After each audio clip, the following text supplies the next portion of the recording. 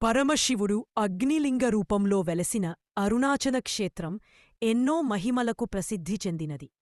అరుణాచలగిరి ప్రదక్షిణ చేస్తే కోరిన కోరికలు నెరవేరుతాయని పండితులు చెబుతారు.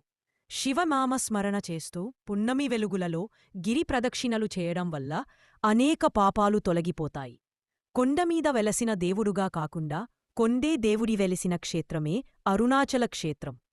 ఈ కొండ చుట్టూ 14 కిలోమీటర్లు ఉంటుంది. గిరి ప్రదక్షిణ చేసే ప్రతి అడుగుకు జన్మజన్మ పాపాలు నశిస్తాయని అంటారు.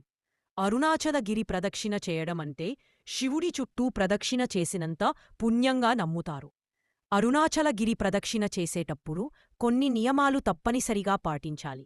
అప్పుడే మీరు చేసే కార్యం నెరవేరుతుంది, పుణ్యఫలం లభిస్తుంది. గిరి ప్రదక్షిణలు చేసేటప్పుడు చెప్పులు లేకుండా నడవాలి. గర్భవతి ఎలా నడుస్తుందో ఆ విధంగా పరమేశ్వరుడిని తలుచుకుంటూ ఆయన నామాన్ని జపిస్తూ నెమ్మదిగా ప్రదక్షిణలు చేయాలి. అరుణాచలగిరి ప్రదక్షిణ చేసేటప్పుడు కొన్ని నియమాలు తప్పనిసరిగా పాటించాలి. అప్పుడే మీరు చేసే కార్యం నెరవేరుతుంది, పుణ్యఫలం లభిస్తుంది.